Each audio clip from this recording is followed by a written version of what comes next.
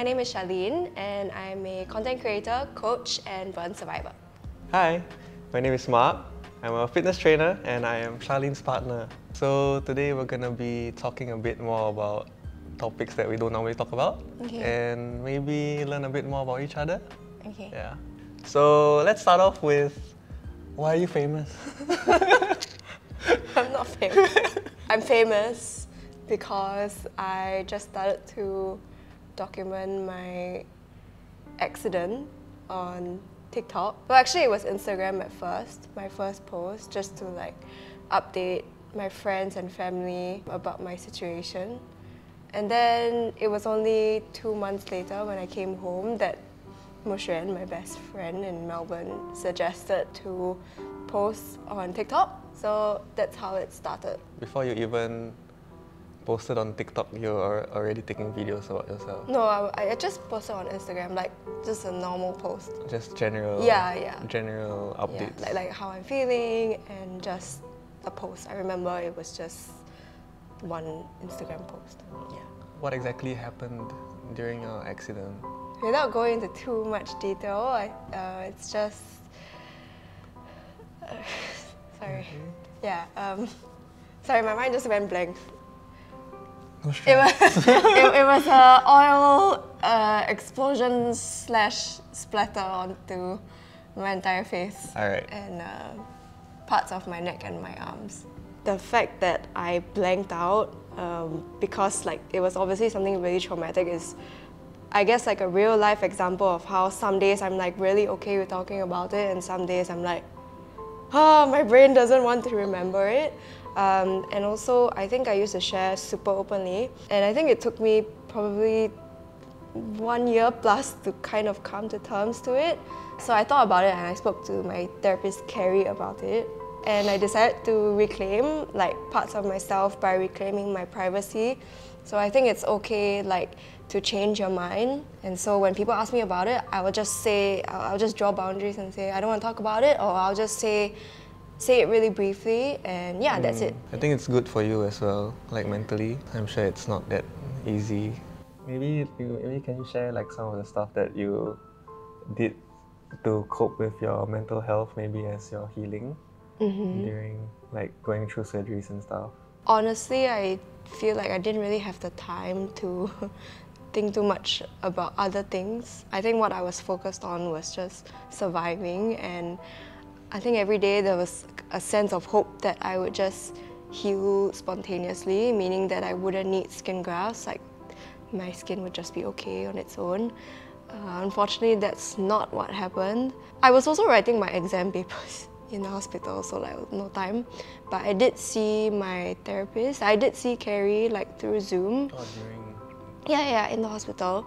So I feel like I already had the appropriate coping strategies she taught me over the last 7 years. Was it like the same as like when you were seeing her for 7 years, right? Actually, yeah. You Was know, there a change? the number one thing that helped me through my hospital times was sound healing. Like if you go on YouTube and you search like... Yeah, we've attended some of...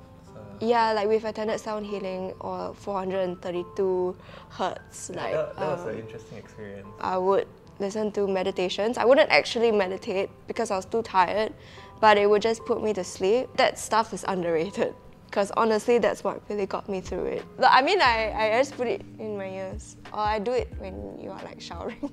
You can do it when I'm around also. Hi, shy. That's quite cool. Yeah. Well, maybe you can run through some of the emotions and like thoughts that you were going through like right after the incident when it happened. I think I was mostly focused on survival. I didn't feel like I had the time to think too much. I was just really hoping to heal spontaneously without having to go and get skin grafts, because the doctors told me like, oh, you're gonna have to shave your head, your hair's gonna be gone, and obviously that's super horrifying for a girl to have to accept.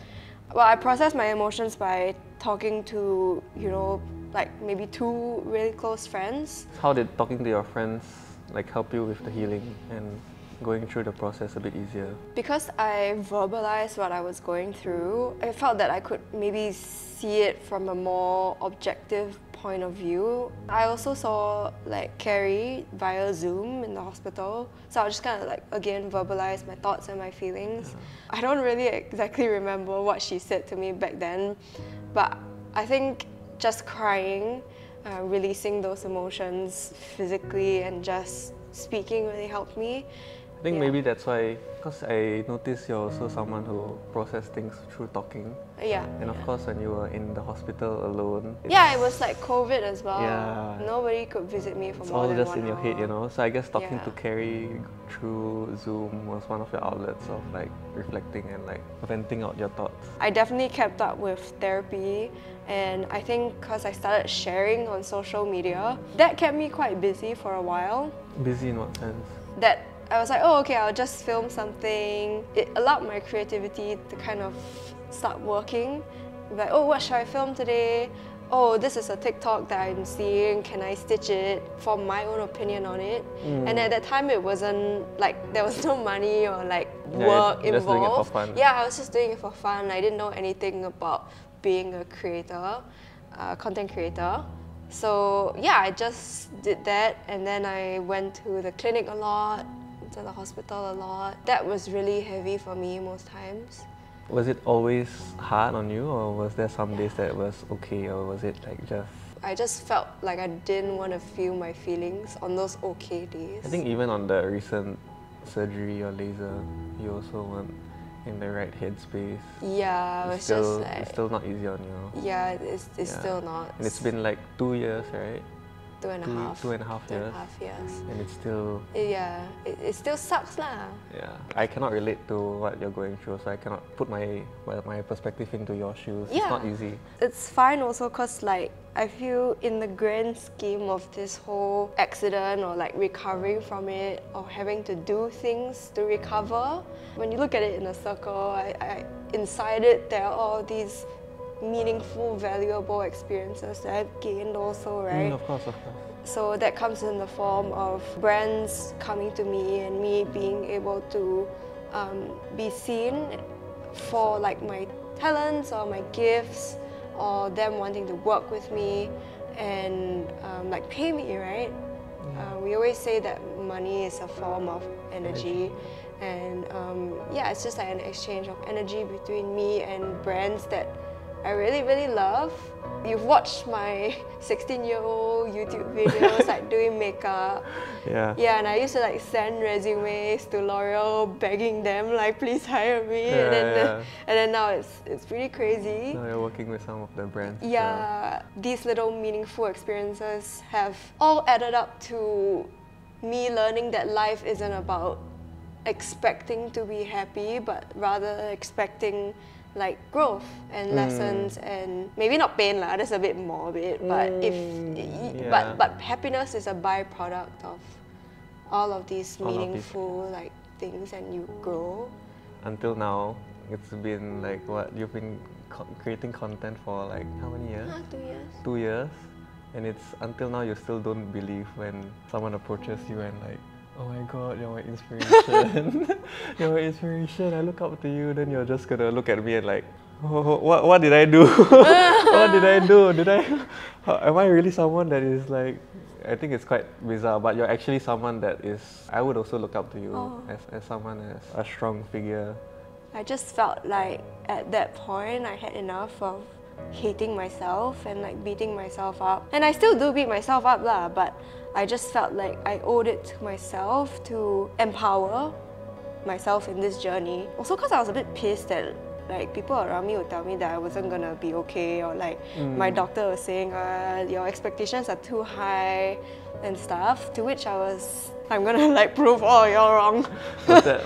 Was there any like turning point? I think yeah, because I was angry, right? And I think what I've learned is that anger isn't necessarily bad. Anger fuels people to stand up for themselves. So I felt like this anger drove me to do better, like to become a coach. Because I didn't just want to sit in a room and be like, okay, well, I'm so sorry for myself. I just wanted to do something about it. And because I knew that because I've gone through this thing, I have a kind of a platform and I have a voice. Yeah, and you're also equipped with the tools that caring provided with you. You shared a lot of stuff that you use to heal, like your sound healing, therapy, meditation. You also do journaling. Like, what are some maybe like coping mechanisms that you would say that has helped you during your healing? I just continued training. I kept up with like journaling. I vlogged a lot, so I would just speak to my camera for like just make little vlogs on how I was feeling. But there was no intention of like posting this online, never. right? Yeah, You just wanted to do it. Yeah, just do it, and I just tried to live my life as normal as possible. Although that honestly was not easy. Not easy, yeah, because that's a big like, adjustment. I mean, you do some of your coping mechanisms like sound healing, journaling, and creating content even until now. Yeah, I think creating content was really important as well, because I was able to just speak. Were there like some days where you felt very frustrated and angry because like some of these coping mechanisms are meant to like calm you down, but like were there like some days maybe like you felt very frustrated and you still... So it's not like having these coping mechanisms are like, they're not magic pills where you do it and then you're like, oh, okay, I'm great now. Some days you're just gonna feel, oh, why am I even doing this? It just makes me feel worse. Sometimes when you're meditating and reflecting, it's also, it brings out hidden emotions and hidden thoughts, which is why you might feel worse after. I think it was a lot of uncertainty and anxiety. Do what you need to do, but then acknowledge that some days are bad, you know, and you can just go and be human lah. Like just go and hide in the room and complain. That's fine too. That's also a way to cope. Well, what about now? Have people in communities been helpful for you? Yeah, I feel like the community we have in the gym is really helpful for me. He was in army. He had already interned before, right? Yeah, I was working at the same spot. After army, I decided to pursue it as a full-time job. And that's why I saw this wonderful being. Oh my god. Yeah, but at first we didn't really talk much. I said hi to her, then she ignored me. I never ignore you. I did not ignore you. I didn't hear you. She'll always go to the gym, because it was a small gym. Then she'll just straight away go to the corner, go and teach her clients, then after that leave. Yeah. If not, go there, train a bit, then after that leave. I think it was really hard for me to just like face people in general, because I always felt the need to explain myself, be like, or like apologize. Like, okay, just in case like you're wondering what's happening to me, like, yeah, this is what happened to me, because I hate it when people ask me questions. Didn't really know much about her accident. I didn't know her prior to meeting her in real life, but after I saw her Instagram, then scroll through, I wasn't really like, what happened to your face, like that kind. It was just, I was just meeting you as a person. Yeah. I think also I've learned that, going off that, I've learned that people see you for who you are. Yeah, I've learned how to just cultivate my self-esteem and confidence from within rather than like relying on external factors. But anyways, yeah, we met and then we weren't like, oh, whoa. None of that. None of that. We became friends. Yeah. And then I told you I like you, then... Yeah. And here we are today. Yeah. What made you decide to post on social media, like your healing process? Because burns are a very complicated injury to recover from. There are lots of factors. So I was quite desperate to find information. I couldn't find anything. And because Asian skin is different from like Western Caucasian skin, I couldn't find any information on like Asian skin. So I thought, okay, I'm just gonna share in hopes that somebody else is gonna find this and find it helpful. I feel like I know what it's like to be really like in a bad place and lonely. So yeah, why not? I think that some of my audience have been following me from the start. And it's kind of like we grow together on this journey. Yeah, that's quite cool. How has it been impacting you In terms of like, cause you were mentioning more of the positive stuff, but how about the negative stuff of like working in the social media space? Like you said, I didn't really care. You know, I didn't care whether 500,000 people were watching. Now I really care because I know that, you know, it's like, yeah, numbers are important to businesses.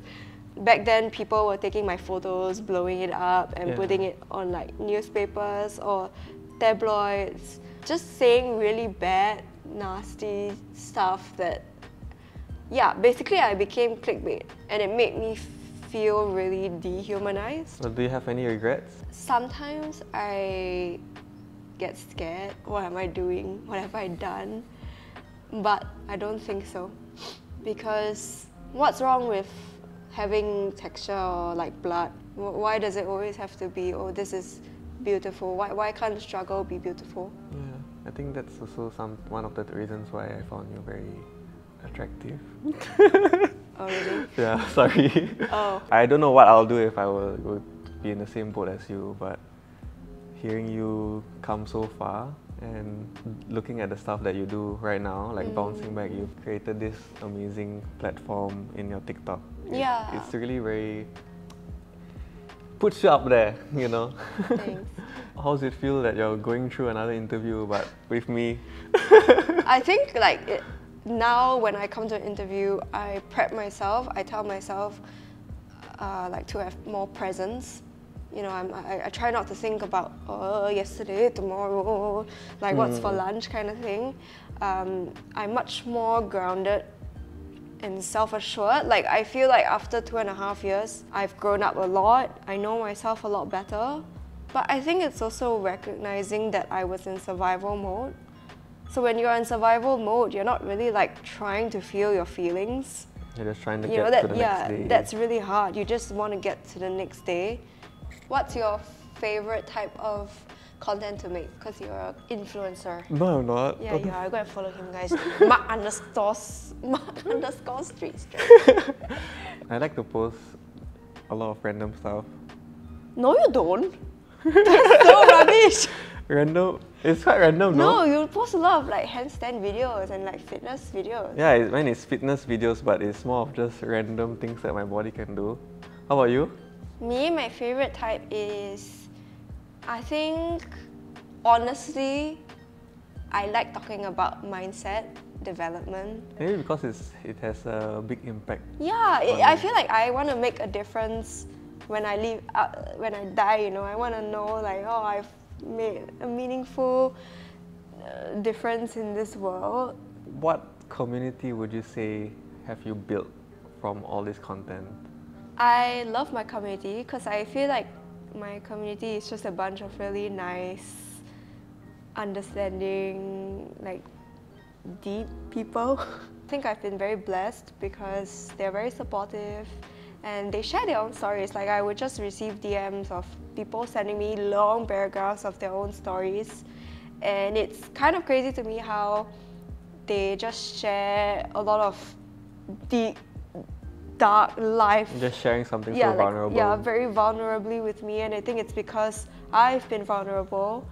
Vulnerability is strength. It's really easy to just put on a mask. You have that ability. Yeah, just like walk around. It takes real strength is to be vulnerable and show the world parts of yourself that you will usually hide away. Yeah, of course. It's not easy to be vulnerable. Yeah, so I think it's easy to just run away and just cave up, curl up into a ball, don't want to talk to anyone. Yeah. I mean, that's how I coped last time. Until I met her. How was the interview with your most handsome interviewer ever? It was okay lah. It was okay? What do you mean? It was good. I think that I'm really proud of you for doing this. Do I have potential to be an interviewer? No. I really felt that. No, I felt that you helped to get the answers out of me because it's not easy to speak about this stuff. How about you? How did you find the interview? I find it very interesting. I learned a lot more about you, like, especially in detail about like your healing process. What are you thankful for about our relationship? Well, I'm very thankful for you being always there for me, like as a pillar of support. being a trainer, it also takes up a lot of energy in the entire day, and it's always really nice to have someone that is there supporting you. You always like put me into perspective. Yeah. How about you?